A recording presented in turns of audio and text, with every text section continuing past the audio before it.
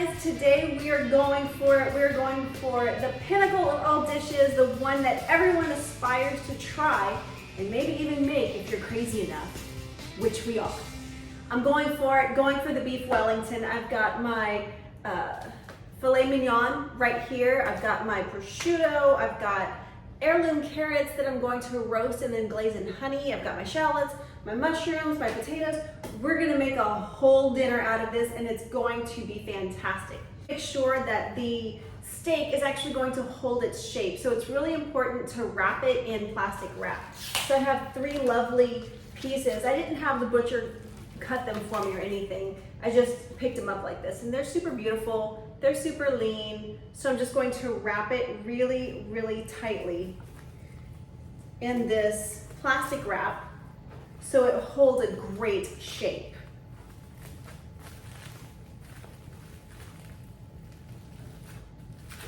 Wrap it super tight and then I squeeze out the air on the sides and twist it like a candy wrapper.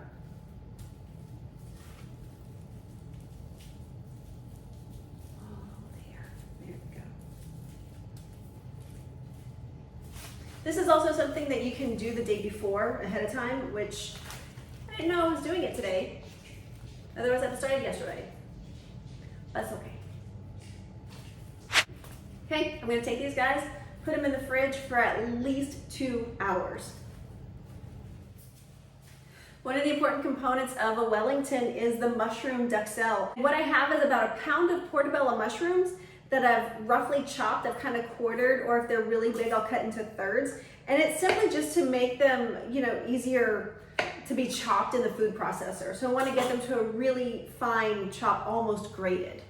And to do that, you can do it by hand, or I'm gonna go the easy route with a processor.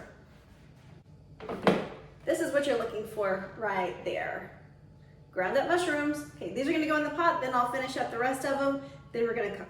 I have the mushrooms in a nonstick skillet right here with about 2 tablespoons of olive oil. I also want to put some salt and pepper and some fresh thyme leaves as well. And I'm not looking to brown the mushrooms necessarily. I'm just looking to evaporate a lot of the moisture out of it because this is a really integral part of the wrap and the layers of the Wellington. And if there's any, if there's excess moisture in there, then it's just going to fall apart. And we really don't want that because we're putting a whole lot of work and effort into this. We want it to be just right. So I'm going to strip all of the thyme leaves off of this thyme, cook the mushrooms with a little more salt and pepper, and dry them out. It's gonna take a minute, so just, have some patience. It's been like 5 minutes, not sure if you can see it well, but look at all of the water that's in the mushrooms. I mean, they're like sponges, right? So I just wanna get that moisture out, and part of this dish is preparation. So the better prepared you are, the more successful your dinner is going to be. While this cooks and evaporates out, I'm gonna get started peeling the potatoes to make the absolute best mashed potatoes you've ever had in your life. Check out the other video on how to do it. It's super simple, super easy, few ingredients, and you'll never have mashed potatoes cooked any other way. The mushrooms are now completely devoid of most all moisture. As you can see here, it just looks like overcooked ground beef, and that's okay. That's what we're going for. I'm gonna put them in a bowl so they can set aside and cool while I prepare the next component for the Wellingtons. The next component for the Wellingtons are the crepes, the fresh chive crepes. So I've got a square skillet right here. I don't want them to be perfectly round. I don't need a round pan per se, because they're gonna have to be cut in rectangles to fit around the beef properly, so that way I can go ahead and fold it into the puff pastry. So I'm simply going to have my crepe batter right here ready, which I made this earlier as well. You can find another video on how to make savory crepes and how to make sweet crepes, and these are just fine, thin, little bitty pancakes, and I don't want any color on them, so I'm gonna be cooking them at a moderately low heat pretty quickly, super thin layer. I'm gonna take just a tiny, tiny bit of butter and put it on my skillet here. I have about a 1/3 measuring cup. Just scoop. It doesn't have to be a perfect 1/3 of a cup. It's, just an easier way to get the batter from the bowl onto the pan. Now it's time for the main show. I've got a cast iron skillet on. I'm gonna put a tablespoon of olive oil into the skillet. And those beautiful rolls of beef that we had earlier in the refrigerator, I'm just gonna untie them like I'm opening up a candy wrapper. So I'm gonna open up these pieces of filet. I'm gonna season them really thoroughly with salt and pepper and just roll it all over, but trying to keep the integrity of the circle of the meat that's, you know, kind of formed. Salt. And I'm simply going to rub them all over and get seasoning on all sides of the beef. Now that the beef has been seasoned, I'm gonna go ahead and sear it in the pan on all sides, cook for about one minute aside.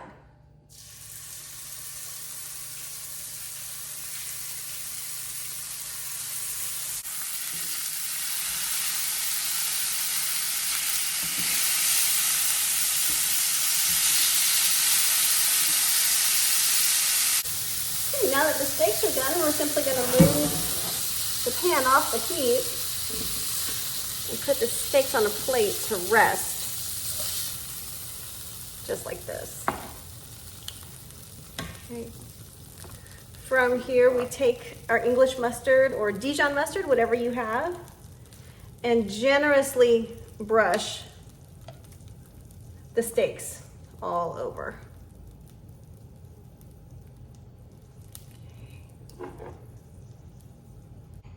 Now we need to let them rest for about 30 minutes. Okay kids, we are back and we're ready to assemble these Wellingtons. I've got right here some puff pastry that was in the frozen section of the supermarket and I just let it fall a little bit. So I'm going to open it up and roll it out. It does like to break. Super cold. It may need to warm up just a little bit more, but I'm gonna get a little bit of flour right here and lightly dust my work surface. I've got my puff pastry and I'm gonna simply roll it out. Not only will this give me a much more even area to work on so that way the wrap is really good and even, but it's also going to compress together those seams that are on the folds of the puff pastry that are cracked. It happens. That's so much better. It handles so much nicer that way. Turn it over, give it another roll. My puff pastry is here. Now I need to start on the rest of the layers of the Wellington. So this is simply going to move aside for just a moment, just like this. Okay. I have here on my cutting board 3 sheets of plastic wrap, and this is going to help me get that really super tight seal around the beef fillet that I'm looking for. So the first thing I'm going to put down is a crepe. So the first thing I'm going to put down on my plastic wrap is one of these chive crepes right here. Really super lovely and fragrant.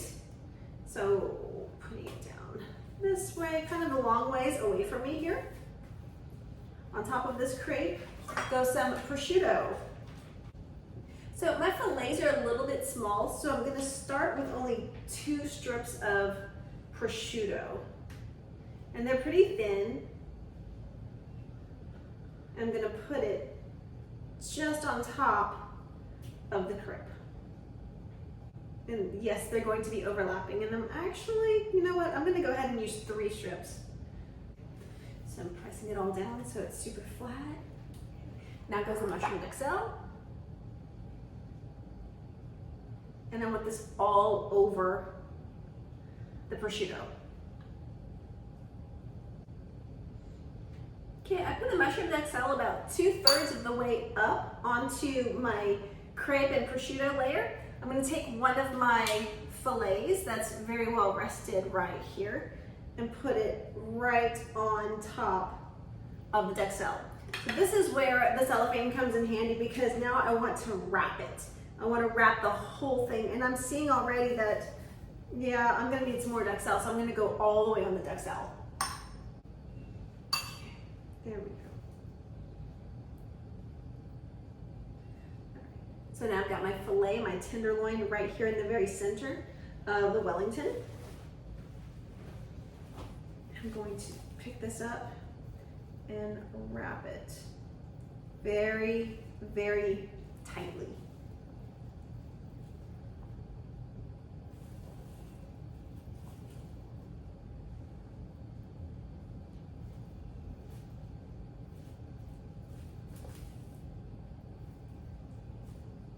Just like this. Okay. So now what I'm gonna do is slice off the ends so that way I don't have too much overlapping crepe. I'm gonna trim this part too, right there. Okay. So now that I have this really tightly wrapped Wellington, I'm gonna put it on my puff pastry.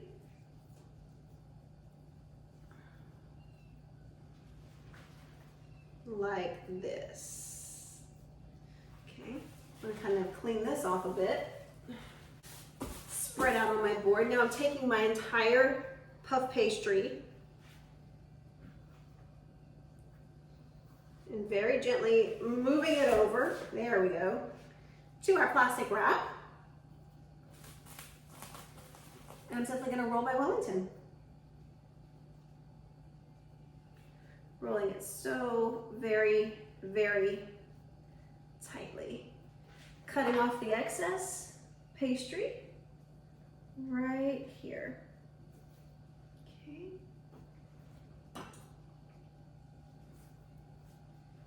Set that aside. Okay. Now I want to cut the sides and pinch them together.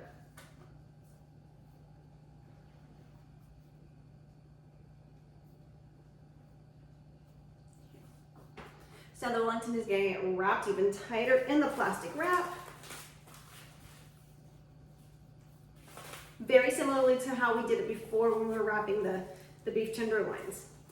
So we got those guys wrapped up, squeeze as much air out as you can, and twist the sides just like a candy.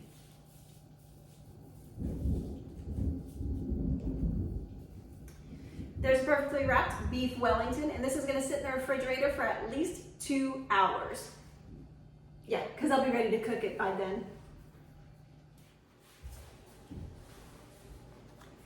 So while the Wellingtons are in the fridge and they're chilling, they're, you know, forming up their shape, I'm gonna get started on the red wine sauce. So I have a, 2-quart saucepan right here that I'm gonna put over medium heat.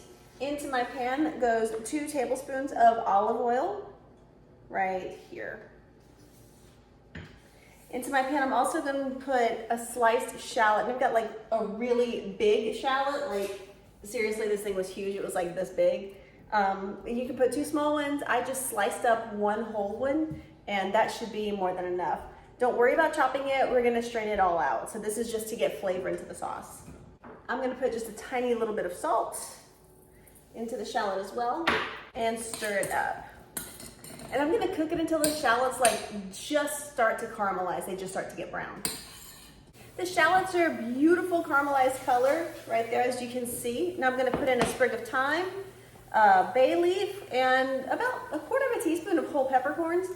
And we're just going to infuse all that flavor in there. I'm going to let this cook and just get really hot for about 30 seconds. That way it starts to release the aromatics of the bay leaf and the thyme. Ooh, that is smelling awesome. Now since we are making a red wine sauce, I need red wine. Whoop, there it goes. Okay. So this whole bottle of wine that goes into the pot. Okay. And now this has to cook and reduce to probably about half. So this is gonna take a little minute, stir it occasionally, and just let it do its thing. Meanwhile, let's go ahead and get the Wellingtons ready for the oven. I had to change course a little bit. The pot was not giving me quite the reduction speed that I needed, so I needed something with a little more open surface here. So this is how reduced the wine gets, till it's almost nothing in there, like just very, very little liquid. Adding 1 cup of beef stock into the sauce. And we're gonna let the same thing happen again. We're gonna let it simmer really, really well until it's reduced by about half. So to get that beautiful brown golden crust on the beef Wellington, I'm gonna go ahead and whisk up 1 egg right here in this bowl, and we're gonna lightly brush it over each of the Wellingtons. My oven is preheated to 425, and it only takes about 18 to 20 minutes for them to bake. Okay, the egg is whisked, and here are those gorgeous Wellingtons. Carefully unwrap them. Really cool, right? Make sure the ends are sealed up really well too. So a lot of times what people do is they'll put marks on the Wellington, which is really easy to do. So I'm not taking the sharp end of the knife, but the back side, the dull side. And I'm just gonna make like just little marks. I don't wanna cut through the puff pastry. It's just to make little designs. The Wellingtons are scorched, and I'm gonna take my egg wash and just very gently and generously coat each and every single one of them. All right. These beautiful bundles are going into the oven for about 18 to 20 minutes. Whip it like a man! That's how you whip potatoes. Boom.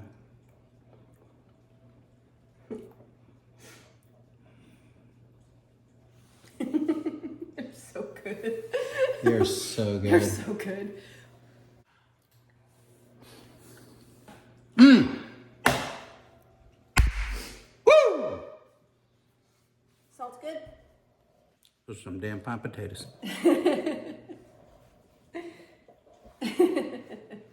Okay, we're gonna finish off the sauce by straining it into a measuring cup, or just whatever you have handy. Usually something that has a little spout is normally very helpful.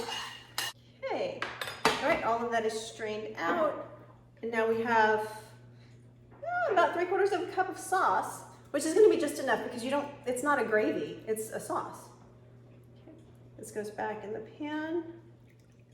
Okay. Over a super, super, super low heat, like barely a flame. There. And we're gonna finish it off with 2 tablespoons of butter. So that's 2 tablespoons right there.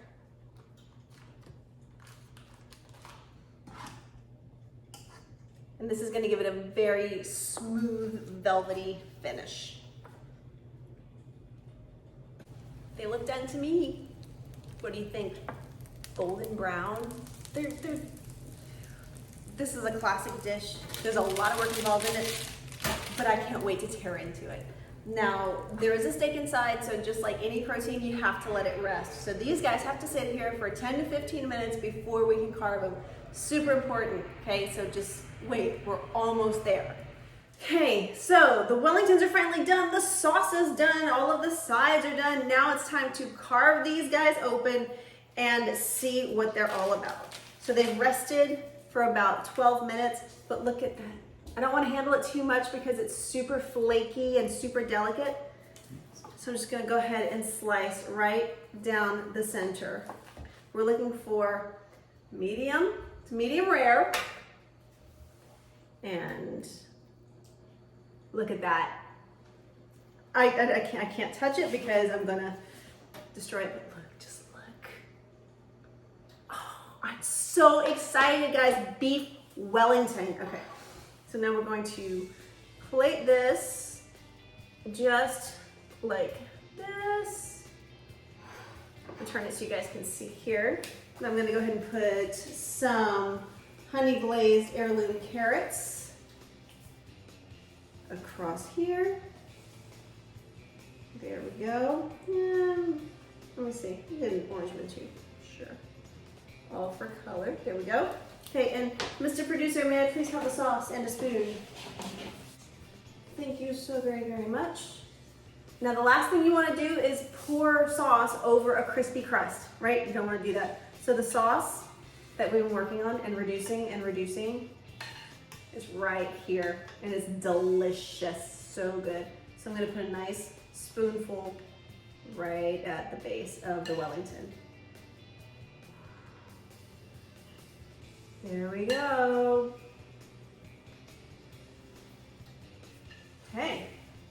That's a hot pan, thank you very much. Okay, here you have it. Beef Wellington with mashed potatoes and honey glazed heirloom carrots and with a red wine reduction sauce. This is going to be a dinner to impress your friends. I know it's kind of labor intensive, but it is totally, totally worth it. Okay, I'm gonna start setting the table. We're gonna have this for dinner and I want you to make it and I want you to show me what it is that you've got and subscribe. Kitchen Bravo, check me out on Gunpowder Spice. Guys, we love you. Take care, eat up, God bless. Dinner's on.